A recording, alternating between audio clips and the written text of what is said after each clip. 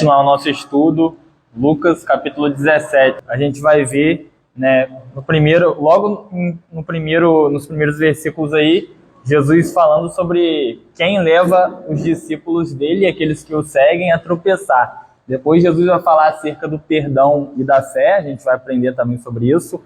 Jesus vai enfatizar o significado da fé na cura dos 10 leprosos e depois a gente vai gastar mais tempo vendo a vinda do reino de Deus. Eu quero pedir a você que nos assiste, né, pelo YouTube, que se inscreva no canal, porque o nosso objetivo é que a palavra de Deus seja pregada, ensinada e vivida. Amém? Lucas capítulo 17, então.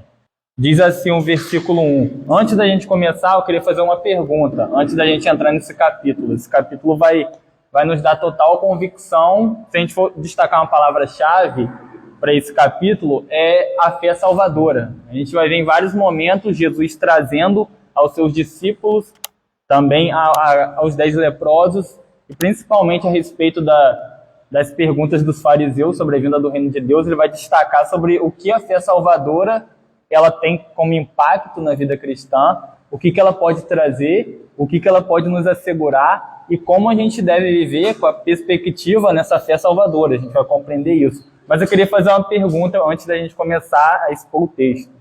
Qual o seu maior tesouro? E essa pergunta a gente vai fazendo uma autoanálise de acordo com o que a gente for estudando. E aí, diante disso, eu fiz aqui alguns 5 tópicos, né, a respeito de alguns ensinamentos que têm enfraquecido nossa fé diante da palavra de Deus. A primeira é a negação da suficiência da Escritura. Quando a gente fala que a palavra de Deus ela não é a palavra de Deus, ela contém, não, ela é a palavra de Deus, e a gente vai ver isso mediante a exposição. Segundo, uma ignorância a respeito de Deus.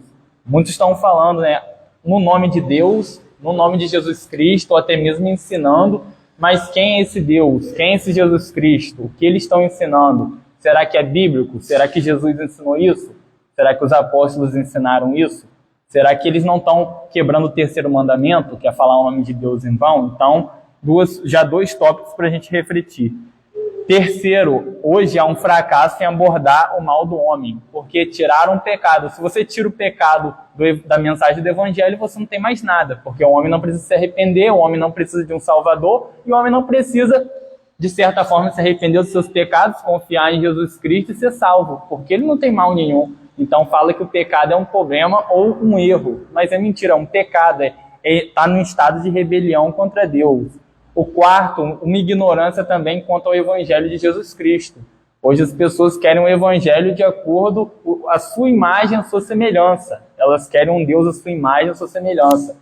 Elas não querem o Deus das Escrituras, que se revela das Escrituras, da palavra de Deus. Elas querem um Deus conforme elas querem. Um Deus que fala sobre corrupção, eu sou corrupto, então vou tirar isso. Um Deus que é justo, vai me castigar de acordo com o que eu estou praticando e eu não me arrependo, não, tira isso. Então eu quero um Deus só amor, a gente vai compreender também isso. E a quinta coisa que todos esses 4 que a gente citou, ela vai impactar nisso, que é um convite antibíblico ao Evangelho. Que é o que? Se você apresenta o Evangelho, que não é o Evangelho de Jesus Cristo, não é o Evangelho da salvação, essa pessoa precisa ser salva de quê? Ela vai ter noção de eternidade? Não vai, porque a gente apresentou um evangelho terreno, que vai saciar as expectativas e necessidade terrena, mas não vai, de certa forma, né, saciar aquilo que para ela é inesgotável. Só o Espírito Santo tem capacidade, mediante a palavra de Deus, que é convencer essa pessoa da justiça, do pecado e do juízo, da condição dela em rebelião contra Deus, e ela ter noção da eternidade, ter convicção que somente pela obra e pelo sacrifício de Jesus Cristo que ela é salva. Então, respondendo já a primeira pergunta, qual o seu maior tesouro? A resposta está aqui, o maior tesouro está em suas mãos, a Bíblia. Essa palavra, a Bíblia, ela tem o poder de salvar, resgatar, purificar e dar essa identidade ao homem. Identidade qual? Que Jesus Cristo conquistou na cruz do Calvário, de redimido, de salvo. Aquele que Jesus Cristo, quando ele vai na cruz do Calvário, ele justifica o homem. Então, fica a nossa responsabilidade. Está lá em Deuteronômio, capítulo 4, versículo 2, em Apocalipse 22, versículo 18 e 19. Ai daquele que tirar ou acrescentar uma palavra contida neste livro. Então, fica a responsabilidade já de início para a gente. A gente vai começar, capítulo 17 de Lucas, versículo 1. Diz assim, Jesus disse aos seus discípulos: É inevitável que existam pedras de tropeço, mas ai de quem é responsável por elas. E aqui é interessante, a gente já vê no verso 1 no início, Jesus disse aos seus discípulos, então essa mensagem é direta e específica aos seus discípulos, ele está dizendo àqueles que estão seguindo, ó, é inevitável que existam pedras de tropeço, mas ai de quem é responsável por elas.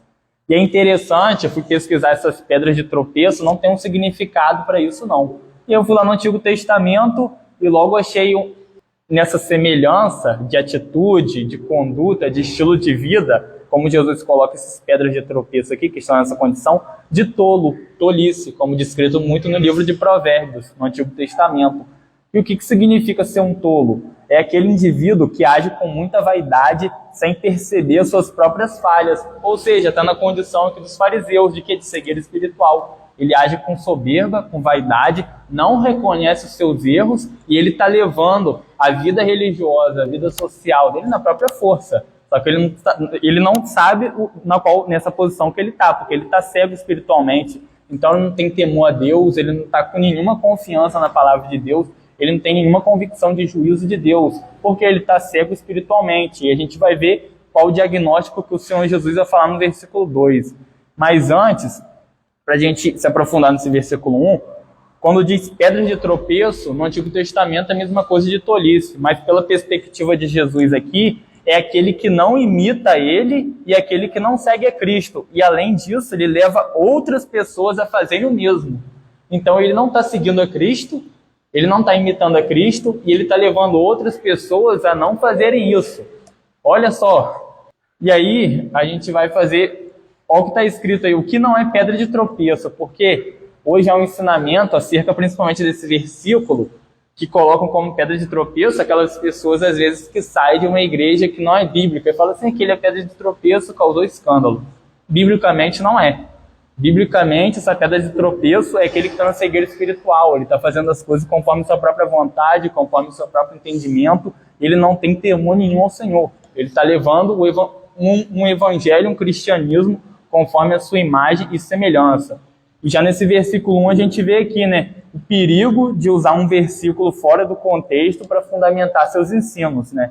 Por isso que a pregação expositiva, principalmente que a gente faz aqui do Evangelho de Lucas capítulo por capítulo, vai ajudar a combater isso. Porque se eu pegar um versículo aqui e expor de qualquer maneira, os irmãos já vão estar conscientes. Mas vamos ver o contexto, o que Jesus diz aqui. Então, essa importância. Versículo 2 diz assim, ó, Lucas capítulo 17, versículo 2. Seria melhor para esse que uma pedra de moinho fosse pendurada ao seu pescoço e fosse atirado do mar do que fazer tropeçar um destes pequeninos. Então Jesus já dá o diagnóstico para esses que estão nessa condição de pedra de tropeço, que é o quê? Primeiro ele fala sobre a pedra de moinho, que era uma pedra feita para esmagar os grãos. Ele diz que melhor seria que eles amarrassem uma pedra no pescoço e se jogassem ao mar. Por quê? Um afogamento com uma pedra de moinho ao redor do pescoço tem consequências menos graves. Por quê? Porque elas não podem ser consideradas eternas, dessa certeza de convicção. Já essa de fazer tropeçar desses pequeninos, isso é considerado uma ameaça eterna, porque aqueles que creem em Cristo ou que começaram a segui-lo, eles vão desviar do caminho por conta dessa pessoa aqui que está nessa condição de pedra de tropeço. Então, olha só a convicção. Olha só a responsabilidade que essa pessoa aqui ela tem, mas ela não tem temor nenhum e ela está levando, além dela estar nesse estado de destruição, de condenação, ele ainda está levando os outros. Essa pessoa que está nessa condição aqui de pedra de tropeço, que o Senhor Jesus Cristo dá esse diagnóstico. E outra coisa, o juízo de Deus, ele é visível aqui contra os que estão nessa condição de pedra de tropeço, sabe? Porque não imitam a Cristo, não seguem, mas estão levando a outro pelo mesmo caminho. Então, se um discípulo, aquele que foi chamado por Cristo, a responsabilidade dele é imitar o Senhor Jesus Cristo e levar outros a isso, a missão aqui da pedra de tropeço, desse que está nessa condição, é totalmente diferente. Ele está levando outras pessoas a não seguirem, a não imitarem. Então, para a gente ver que aqui o juízo do Senhor já vai vir, como a gente vai ver aqui, a partir da vinda do reino de Deus, a partir do versículo 20. Versículo 3, agora a gente vai começar a ver sobre o perdão e a fé. Versículo 3 diz assim, ó, tenham cuidado, se o seu irmão pecar, repreenda-o. Se ele se arrepender, perdoe-lhe.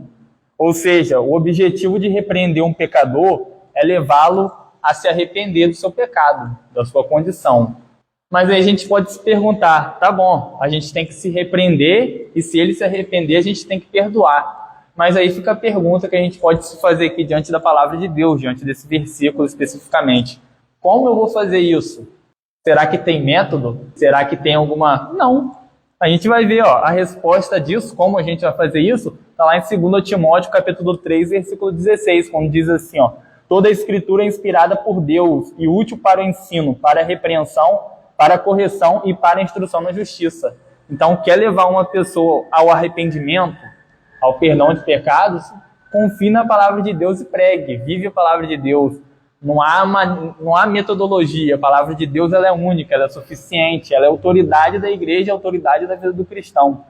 Então, quando a gente coloca dependência na palavra do Senhor, e a gente repreende uma pessoa e aí ela não se arrepende, aí já não cabe mais a nós julgar nem fazer crítica, porque ela está se omitindo e ela está recusando a palavra do Senhor. Não é minha palavra, não é palavra de nós, que vem de produção humana, não, é a palavra de Deus, infalível e inerrante. Versículo 4 diz assim, se pecar contra você 7 vezes num dia, e 7 vezes vier para lhe dizer, estou arrependido, perdoe-lhe. E por que diz aqui, se pecar contra você 7 vezes? 7 é o número bíblico da perfeição, da totalidade no Antigo Testamento. No judaísmo, era honroso você perdoar uma pessoa nessa época 3 vezes. Se uma pessoa ela fez 3 coisas contra você e você perdoasse, era honroso, você era visto como uma pessoa exemplar, excepcional. Só que perdoar 7 vezes aqui significa estar sempre perdoando. Jesus está levando a essa convicção. Mas a gente pode se perguntar também, como consigo perdoar? E aí, no Novo Testamento, a gente tem esse significado da perfeição não em quantidade, mas em uma pessoa. Porque a perfeição para se perdoar aqui se encontra na pessoa e na obra de Jesus Cristo. Então, como posso perdoar uma pessoa? É só a gente olhar para a cruz de Cristo para o perdão de Deus. Quando a gente olha para a cruz de Cristo e pelo que Ele nos perdoou, mesmo a gente pecando todos os dias, mas mediante a palavra de Deus, Ele nos leva a nossa consciência ao arrependimento, a crer na obra dEle, a gente consegue perdoar o nosso irmão, ou até vezes aquele ao qual nos persegue. A gente só vai conseguir perdoar nessa perspectiva bíblica quando a gente olhar para a cruz de Cristo, olhar para o próprio Deus e ver que Ele nos perdoou através da obra de Jesus Cristo. E outra coisa interessante aqui do versículo 4 é quando diz assim, se pecar contra você 7 vezes num dia e 7 vezes vier para lhe dizer, estou arrependido, perdoe-lhe. Esse estou arrependido aqui, eu gosto do que Leonardo Revenil ele diz assim, o arrependimento é uma mudança de opinião sobre Deus, sobre o pecado e sobre o inferno. Ou seja, a convicção do arrependimento não é apenas você vir, às vezes, e chorar, mostrar um sentimento, mas mostrar uma mudança de mente. Ou seja, você vai ter outra perspectiva, através das Escrituras Sagradas, sobre quem é Deus, sobre o pecado, que é a nossa condição com a qual nós estamos de condenação, e sobre o inferno, que é o juízo de Deus. Mas tem outra coisa. Como que Deus veio e nos deu solução para essas coisas?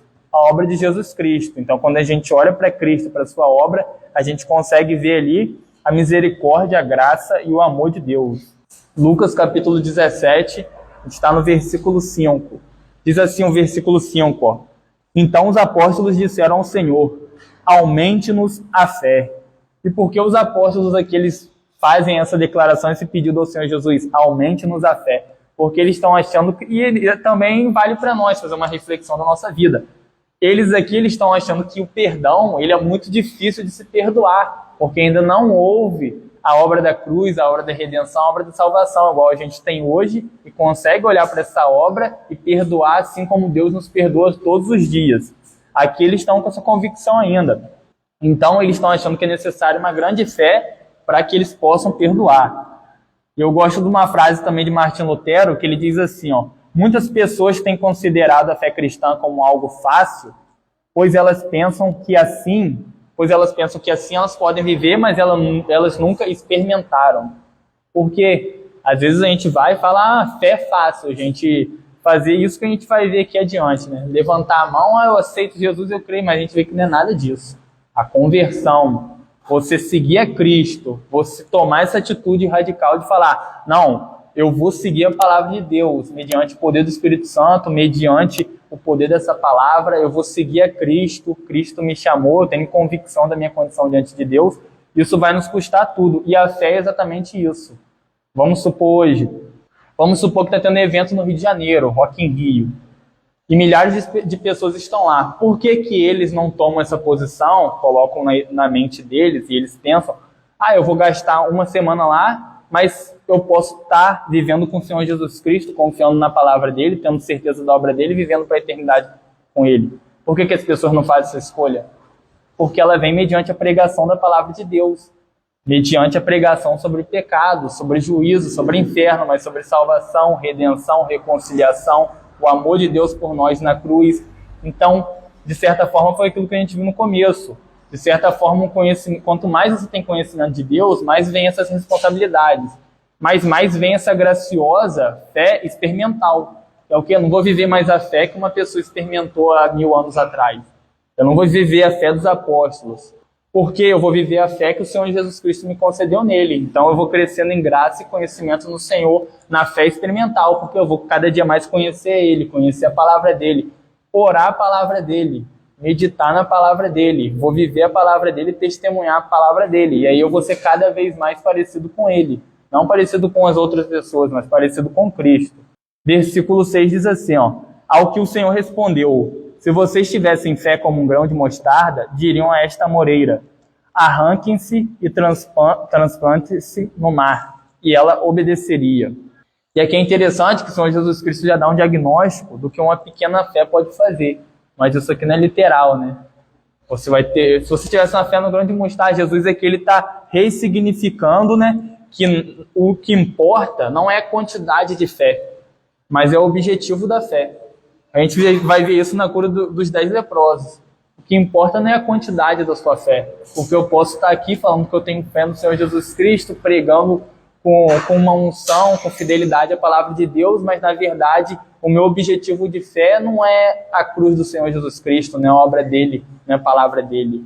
Às vezes minha quantidade de fé está em outra coisa. Então vale essa reflexão aqui.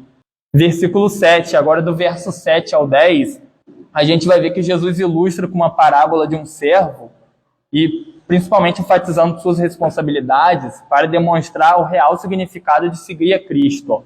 Verso 7.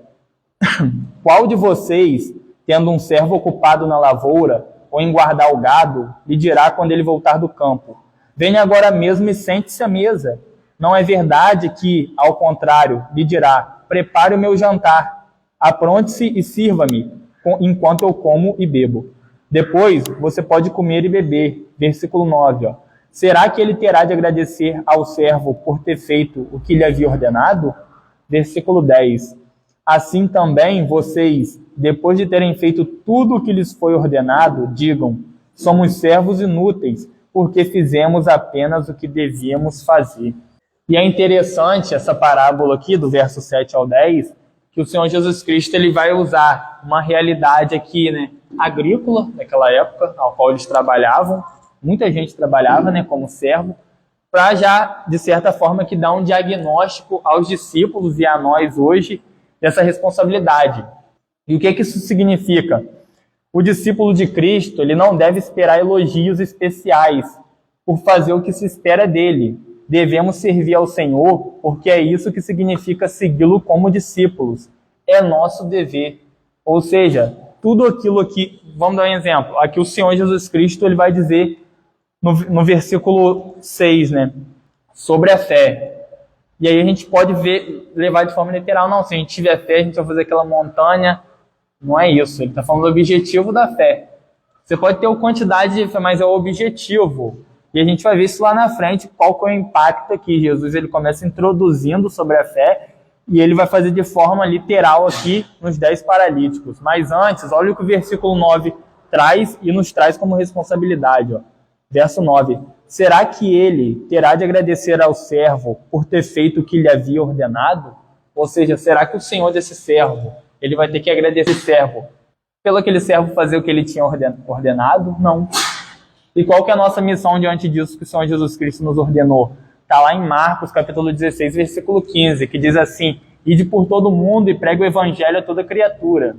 Ou seja, a gente pode ver o que é ide, porque o resultado está com Deus. Ele não mandou, vai converta, vai busque algo. Não mandou em nenhum momento na escritura de Gênesis e Apocalipse você vai achar. Converta as pessoas. Isso é missão e é função do próprio Deus na pessoa do Espírito Santo, ao qual Jesus próprio vai dar alta ênfase nisso, na missão do Espírito Santo. Jesus só fala: ide pregar o evangelho, ide pregue a palavra do Senhor, seja fiel em pregar, porque o resultado está com ele. Só ele tem poder de converter uma pessoa, de trazer uma pessoa a mudança de mente, a trazer a pessoa essa mudança espiritual. E para a gente encerrar o versículo, essa parte aqui, que parte para a cura dos 10 leprosos, queria dividir duas afirmações. A primeira é do Tim Keller. Ele diz assim: o falso evangelho deixa as pessoas orgulhosas daquilo que elas fazem. Já o evangelho verdadeiro as deixa orgulhosas daquilo que Jesus fez. Ou seja, o falso evangelho ele vai deixando as pessoas orgulhosas daquilo que o homem está fazendo. Eu faço isso, eu faço aquilo. O verdadeiro evangelho não, ele anula os méritos humanos, anula tudo aquilo que você faz e fala: se você está fazendo é pela graça e misericórdia do Senhor, é para que eu receba a glória, é um privilégio para você me servir, não para mim. Então a gente já começa enfatizando esse evangelho bíblico e cristocêntrico. E outra frase, né, é do Jonas Madureira, quando ele afirma assim: depois da cruz, da obra de Jesus Cristo, não há nada que o homem possa fazer de extraordinário.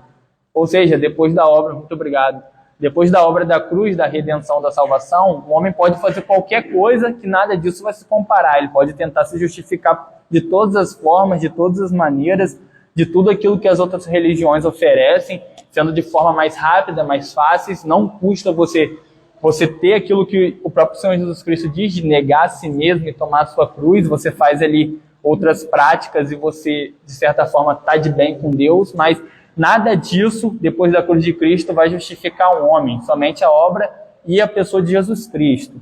Versículo 11 diz assim, a cura dos 10 leprosos, que a gente vai ver, verso 11. De caminho para Jerusalém, Jesus passava pelo meio de Samaria e da Galileia. Ou seja, Jesus estava indo para Jerusalém e ele passava ali pelo meio de Samaria e a Galileia. E a gente vai entender por que isso. Versículo 12. Ao entrar numa aldeia, saíram-lhe ao encontro 10 leprosos. Verso 13. Que ficaram de longe e gritaram: Jesus, mestre, tenha compaixão de nós. É interessante aqui, né? A gente já começar a destacar. 10 leprosos. A lepra naquela época era uma doença que ela não era, vamos dar uma forma específica aqui, ela não era só de uma certa forma. A lepra podia variar de todos os sentidos, todos os tipos. Às vezes era doença de pele, às vezes era outras coisas e era chamado de leproso. Não era uma doença específica. Tinha vários tipos de doenças que eram consideradas lepra, né? Para a gente entender um pouco. E é interessante, se a gente for lá em Levítico, capítulo 13, versículo 46, né? Aquela pessoa que ela tivesse com a lepra, ela era excomungada do templo, do judaísmo, e ela não podia se relacionar socialmente. Ela não podia prestar culto, né, dentro da sinagoga, dentro do templo, e ela era tirada desse convívio, porque elas eram consideradas pessoas impuras. Versículo 13, aí, mostra qual era a atitude deles quando eles viram Jesus. Todos, vale lembrar aqui, que todos aqui foi aquilo que a gente falou, a quantidade de fé e o objetivo da fé. Versículo 13, 10 leprosos que ficaram de longe e gritaram: Jesus, mestre, tenha compaixão de nós. E é interessante, a gente viu aqui, né, lá em Levítico 13, 46, proíbe as pessoas quando viam, né, um leproso, tinham que se afastar, porque ele era considerado impuro. Mas o versículo 13 aqui nos dá um diagnóstico que esses leprosos, eles não estavam tão longe das pessoas, porque eles viram Jesus e ainda gritaram. E aí o verso 14 vai continuar, o versículo 14. Ao vê-los, Jesus disse: vão e apresente-se aos sacerdotes. Aconteceu que, indo eles, foram purificados. E aqui é interessante que lá em Levítico 14, né, a lei do Senhor, ela autoriza os sacerdotes a certificar se uma pessoa que foi dessa forma excluída por lepra, ela foi curada e aí ela pode voltar. Se ela foi purificada dessa contaminação, ela podia voltar. E aí Jesus ordena isso. E aqui a gente aprende uma coisa: Jesus não quer glória para si, ele cumpre a lei de Levítico 14. Porque se ele é outro, ele podia curar esses leprosos nesse momento. Só que a gente vai ver que o texto vai continuar, isso tinha um objetivo. Isso tem um ensinamento aqui fantástico, glorioso.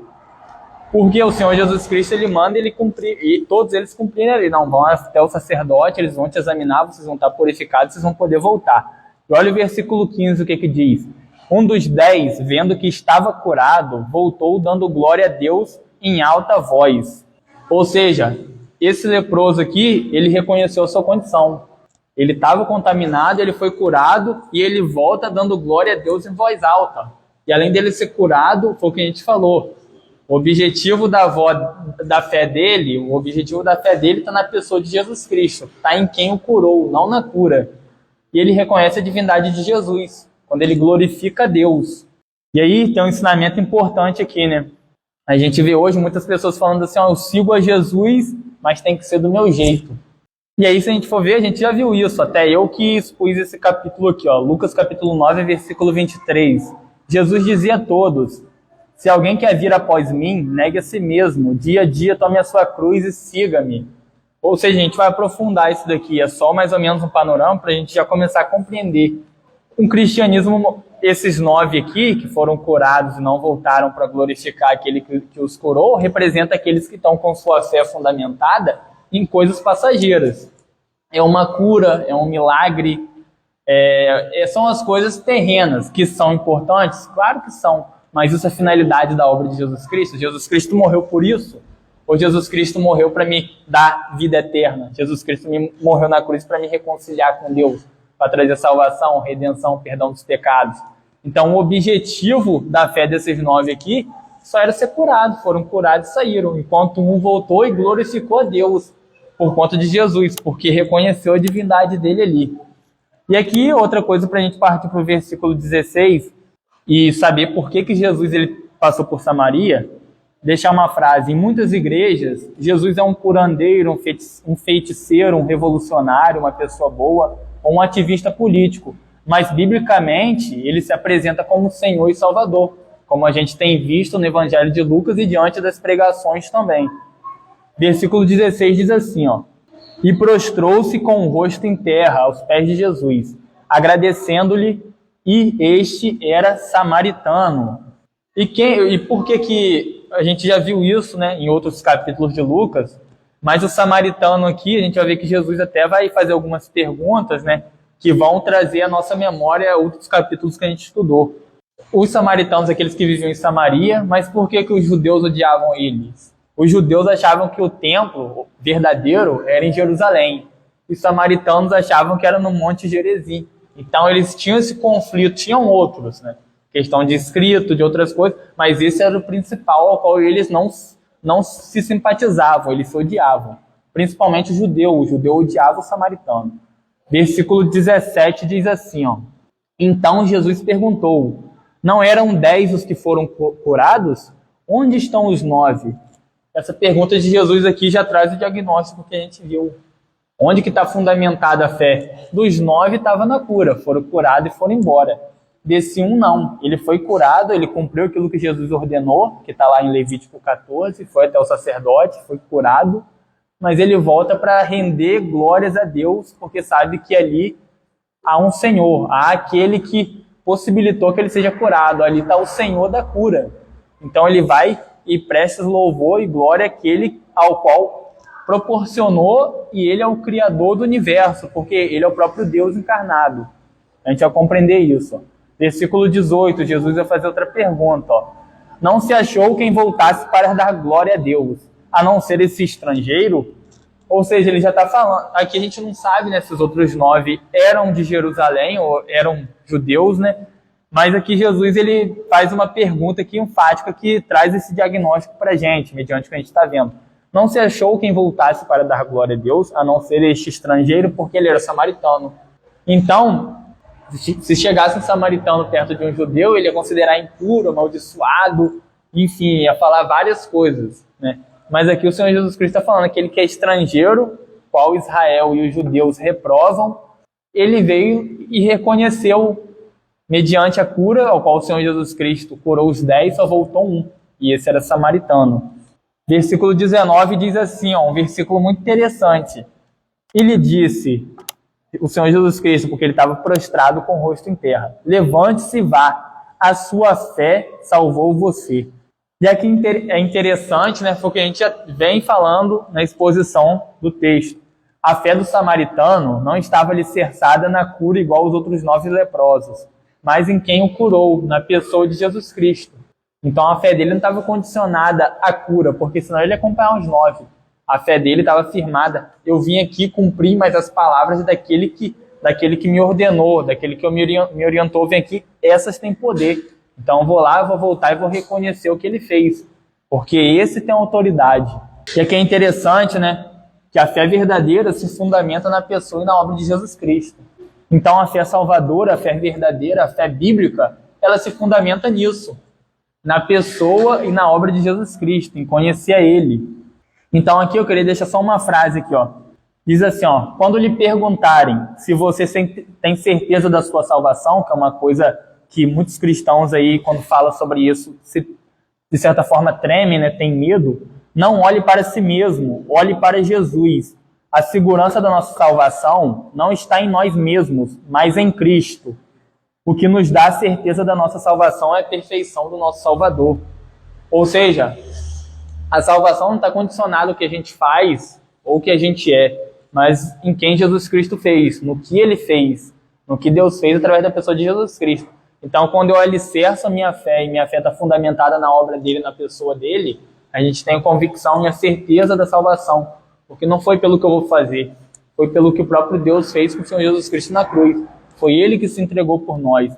Como diz lá em Atos, capítulo 4, versículo 12, e não há salvação em nenhum outro, porque abaixo do céu não existe nenhum outro nome, dado entre os homens, pelo qual importa que sejamos salvos, a não ser Jesus Cristo. Então, todas as outras possibilidades de salvação, vamos dar um exemplo, eu apresento aqui o Evangelho do Senhor Jesus Cristo, mas eu falo assim, mas você tem que fazer aquilo para ser salvo. Não é, a gente é salvo, mas a gente faz as boas obras para evidenciar a salvação, que é dada por Deus, mas essas boas obras a gente não faz para merecer algo, nem galardão. A gente faz por gratidão ao Senhor. Ele já fez aquilo que era impagável. E hoje tudo que eu fizer a Ele vai ser como que a gente viu aqui no final do versículo 10. Somos servos inúteis, porque fizemos apenas o que devíamos fazer.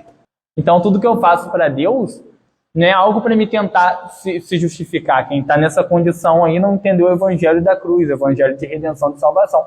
Eu faço em gratidão ao meu Senhor. Eu sou tão privilegiado, nós somos, que Ele nos salvou e nos dá o privilégio de a gente ser participante da obra que é dele, da edificação da igreja dele, do avanço do reino de Deus. Então não tem privilégio maior do que esse. E a partir do versículo 20 agora, a gente vai começar vendo a vinda do reino de Deus. Indagado pelos fariseus sobre quando viria o reino de Deus, Jesus lhes respondeu: o reino de Deus não vem com visível aparência.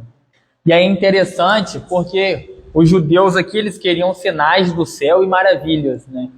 E então eles estavam com as expectativas que o reino de Deus se mostrasse ali de forma visível e especificamente ali a libertação política do Império Romano. Então eles achavam ali no começo, aqui eu acho que a maioria não está com essa perspectiva, já vê Jesus como um inimigo, ou aquela pessoa que está blasfemando, né, que está se colocando como Deus, mas no início eles estavam apoiando, porque acharam que ele ia começar uma revolução política, achava que ia ser pela força do próprio braço.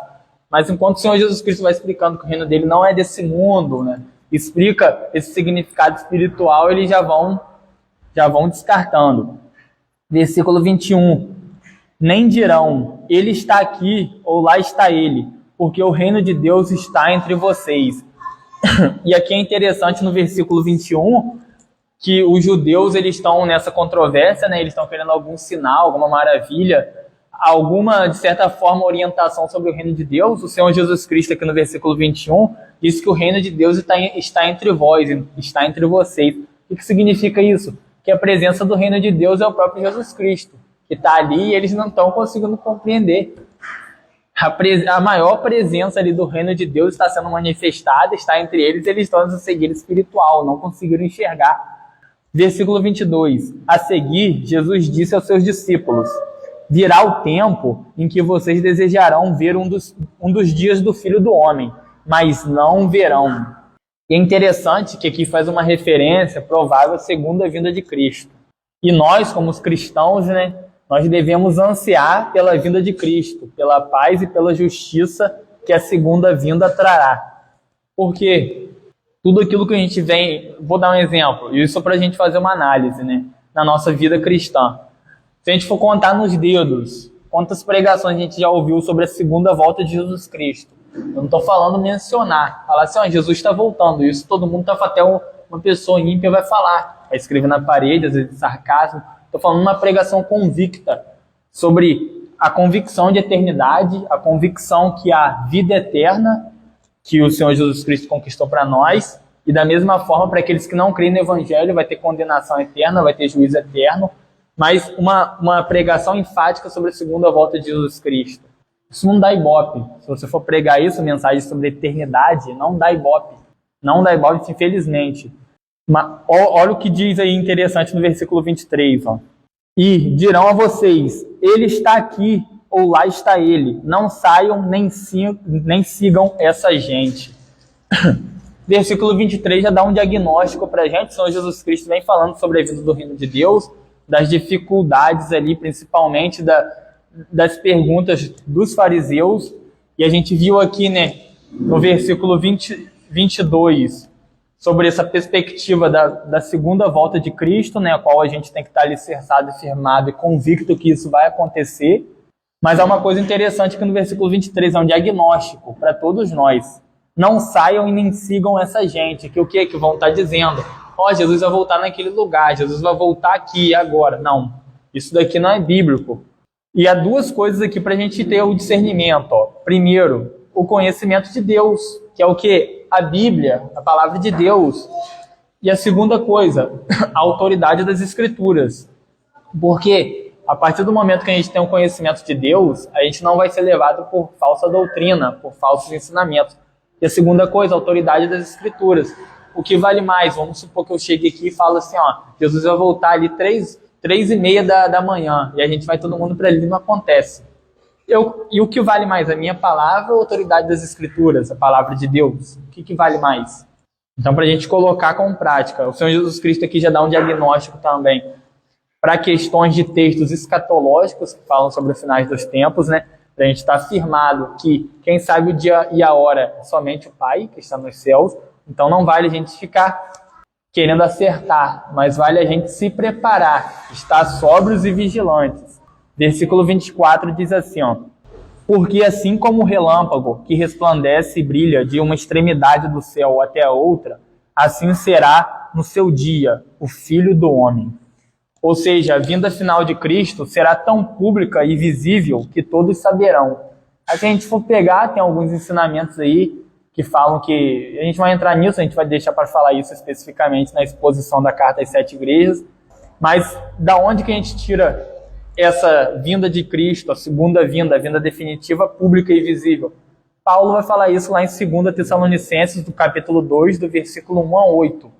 Então é interessante. Há outras questões aí, questão de que a gente vai conversar isso melhor, não vamos se aprofundar agora, mas a gente vai ver, mediante a palavra de Deus, mediante esse texto, que a volta é pública e visível.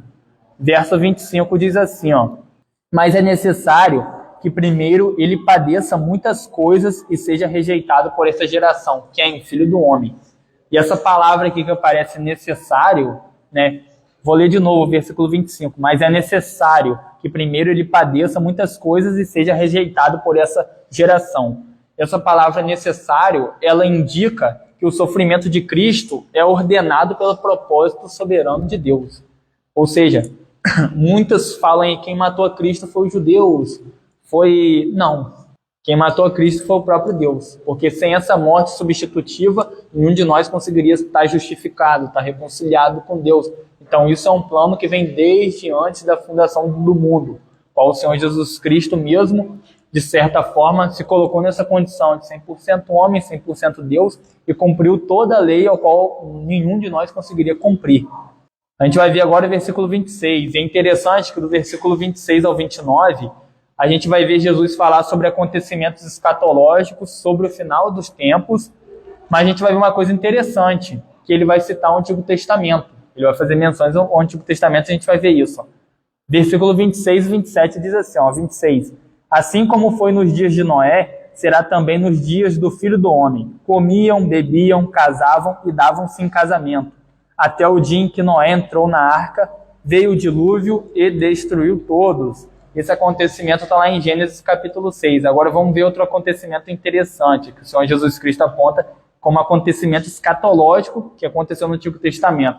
Verso 28 e 29, ó, diz assim: o mesmo aconteceu nos dias de Ló. Comiam, bebiam, compravam, vendiam, plantavam e edificavam. Mas no dia em que Ló saiu de Sodoma, choveu do céu fogo e enxofre e destruiu todos. Isso está lá em Gênesis 19, capítulo 19, verso 12 ao 29. Aqui, né, a gente sabe que a mulher de Ló, ela virou estátua de sal, né? E Sodoma e Gomorra foram destruídos por conta da sua condição depravada, da sua condição de rebelião contra Deus. O Senhor enviou profetas, pregaram a palavra, mas a gente vê a condição rebelada do ser humano. Se olhar para a sociedade hoje, nada muda. É a mesma condição. Se o Senhor não vir mediante a sua palavra, mediante o poder do Espírito Santo, e, de certa forma, fazer e aplicar de forma extraordinária essa obra da salvação e fazer que essa pessoa entenda o Evangelho, ela vai continuar nessa condição de rebeldia, essa condição de depravação total e de pecado diante do Senhor. E aqui é interessante a gente ver que as pessoas no dia de Noé e de Ló seguiam em frente com a sua vida normal deste mundo. Ou seja, eles continuavam, bebiam, comiam, se davam em casamento, não estavam nem aí. A palavra do Senhor era pregada, o Senhor enviava profetas, via pessoas falando o que iria acontecer. Não estou nem aí, não, vou comer, vou beber.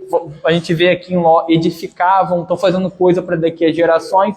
A gente vai ver o que o Senhor Jesus Cristo vai falar sobre isso. E é interessante aqui que essa realidade que Jesus pega do Antigo Testamento, não é social, não é humana, da condição espiritual do ser humano, tanto em Ló como em Noé, a gente for olhar hoje, não é só para a sociedade, não, para dentro de muitas igrejas, essa é a condição de muitos cristãos, é a condição de muitos, não tem nenhuma noção de eternidade. Se você perguntar assim, o que é o Evangelho, o que é Jesus Cristo, o que ele fez por você, ele não vai entender, ele vai falar uma frase de efeito que todo mundo conhece, mas profundidade bíblica, experiencial com o Senhor, aquela experiência que você tem verdadeira de conversão, de regeneração, que você tem certeza da sua salvação, se você, de certa forma, se eu morrer agora, eu tenho convicção de salvação, a maioria das pessoas não tem, porque não é pregado o evangelho bíblico. Muitas das vezes é pregado o evangelho moldado, a sua imagem, a sua semelhança.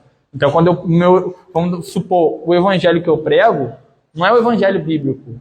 Vamos dar um exemplo, o evangelho que eu prego, vem uma pessoa que é adúltera, então eu vou tirar o adultério do evangelho. Vem uma pessoa corrupta, eu vou tirar a corrupção do evangelho. Vem uma pessoa que é mentirosa, tem que tirar a mentira do evangelho para agradar essa pessoa e fazer que essa pessoa continue. Mas eu estou levando ela para o inferno. Eu estou levando ela para um estado de destruição, de condenação eterna. É melhor, e João Calvino ele diz isso, que a pregação da palavra ela tem esse duplo efeito. Primeiro, é você trazer as ovelhas de Cristo, e a outra é você expulsar os lobos e os bodes. Isso que a palavra de Deus faz. Versículo 30 diz assim, ó: assim será no dia em que o Filho do Homem se manifestar. Ou seja, o retorno de Cristo será visível a todos, como diz o versículo 24. Como também inesperado para muitos. E não vai oferecer brecha no último tempo, né? Como muita gente fala que vai ter o último, não vai ter. Quando o Senhor Jesus Cristo vier, a brecha de tempo acaba e ninguém vai poder se arrepender no último minuto, até porque a palavra da salvação está sendo pregada, o Senhor Jesus Cristo está sendo pregado, o Senhor se revela mediante a natureza, mediante a proclamação da palavra, e naquele momento que ele voltar, está decretado. Versículo 31. Naquele dia, quem estiver no terraço e tiver os seus bens, em casa não desça para tirá-los, e de igual modo, quem estiver no campo, não volte para trás. E aqui é interessante que na segunda volta de Cristo, bens materiais serão inúteis, espúrios e insignificantes. Se você descer para tirar, acabou. Ou se você se preocupar, aqui na intenção do texto falar de você tirar, mas se você se preocupar, você não vai ter nem noção de lembrar sobre aquilo que você tem. Porque vai ser algo tão inútil, tão espúrio, vai ser algo que vai ser destruído que, de certa forma, de maneira que a gente menos imagina. Vamos supor que eu pegue aqui uma coisa e destrua na mão um papel. Vai ser dessa forma. Essas coisas materiais que não vai ter nenhum significado, nenhuma importância. Versículo 32 diz assim, ó: lembre-se da mulher de Ló, porque a esposa de Ló, ela esteve bem próxima do livramento, lembra da destruição de Sodoma e Gomorra? Só que, no entanto, ela olhou para trás, em desobediência à ordem de Deus, como a gente vê lá em Gênesis capítulo 19, versículo 26. E ela foi formada que estátua de sal destruída. Versículo 33, diz assim, ó: quem tentar preservar a sua vida, a perderá. E quem a perder, esse a salvará. Jesus aqui, ele ressignifica o ensino de Lucas, capítulo 9, versículo 24. Mas aqui é no sentido que a vida egoísta e de autoafirmação significa morte espiritual. Ou seja, eu estou vivendo só para mim. Estou vivendo só para alcançar os meus objetivos, os meus fins. A gente vai ver isso no final. Estou nem aí para Jesus Cristo. Estou nem aí. Eu vou na igreja. Vou na igreja para me ser visto. Eu estou fazendo minha parte com Deus. Mas você não conhece a Deus. Chegando naquele grande dia, sabe o que vai escutar? Apartai-vos de mim, porque eu nunca o conheci. Você não me procurou pelo quem eu era? Você estava fazendo obras pelas suas próprias mãos e atribuindo a mim. Eu não tenho nada a ver com o que você construiu. Eu não tenho nada a ver com isso. E, infelizmente, isso é o que muitos vão ouvir naquele grande dia. Infelizmente. Não conheço, porque a gente está tendo a oportunidade de conhecer o Senhor mediante a palavra dele, mediante a nossa vida comum, que a gente vê o Senhor dando livramento, cuidando de nós em todas as áreas da nossa vida, mas a gente várias vezes ainda está com essa dificuldade. Versículo 34, 35 e 36 aí, ó. Jesus aqui ele vai dar o exemplo de pessoas que vivem uma rotina normal de uma sociedade agrícola para ensinar que a salvação é individual e não deve ser terceirizada. E também vai falar sobre arrebatamento visível. Ó. Vou ler a partir do 34. Ó. Digo a vocês que naquela noite 2 pessoas estarão numa cama. Uma será levada e a outra será deixada. 2 mulheres estarão juntas moendo trigo. Uma será tomada e a outra será deixada. 2 estarão no campo. Um será tomado e o outro será deixado. E é interessante aqui, né? Que Jesus ele faz esse diagnóstico, né? E principalmente falando sobre isso, ele fala sobre, você pode ver que ele cita 2 pessoas sempre no mesmo local. E a gente pode imaginar aqui, né, e também trazer para a nossa responsabilidade, essa responsabilidade de pregar o evangelho.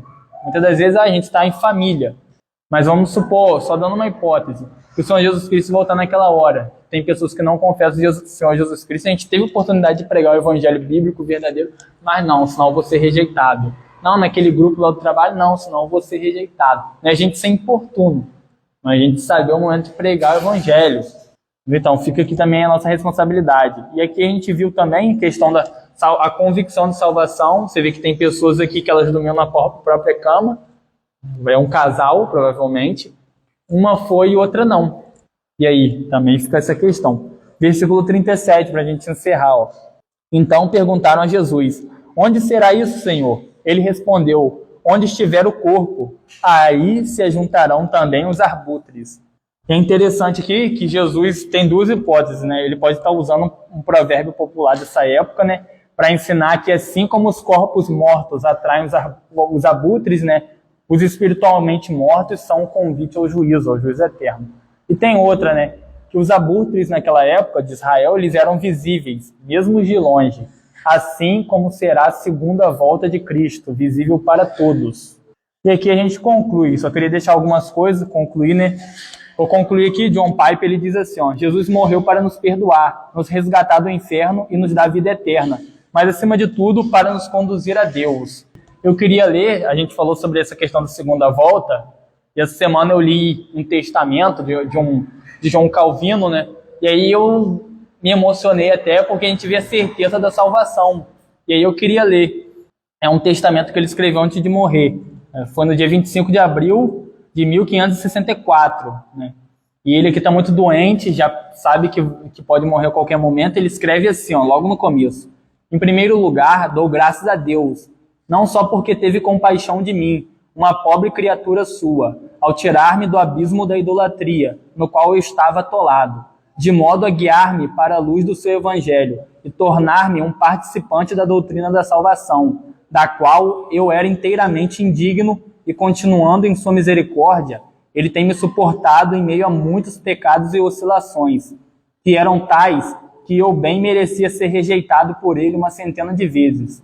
Mas, pelo contrário, ele estendeu-me a sua misericórdia para que eu e meu labor pudéssemos conduzir a anunciar a verdade do seu evangelho, protestando que é meu desejo viver e morrer nesta fé, a qual foi-me conferida, não possuindo outra esperança, nem refúgio, exceto em sua gratuita adoção, sobre a qual toda a minha salvação está fundamentada, abraçando a graça que ele tem me entregue, em nosso Senhor Jesus Cristo, e aceitando os méritos da sua morte e sofrimento, de modo que, por estes meios, todos os meus pecados estão sepultados, e orando-lhe para lavar-me e purificar-me pelo sangue deste grande Redentor, Jesus Cristo, que foi derramado por nós, pobres pecadores, que eu possa comparecer diante de sua face, carregando a sua imagem tal como ela era.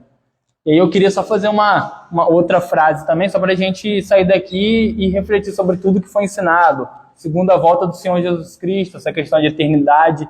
Haverá um dia em que comer e beber, dormir e vestir-se, divertir-se e gastar dinheiro terão um fim. Haverá um dia em que o seu lugar estará vazio e que falarão de você como alguém que já morreu, que já se foi. E onde você estará se tiver vivido e morrido sem pensar a respeito da sua alma, sem Deus e sem Cristo? Então fica essa reflexão aí pra gente, e que o Senhor nos ajude mediante a palavra dele, a crescer em graça, conhecimento, e nos conceda todos os dias a viver para a glória dele. Amém?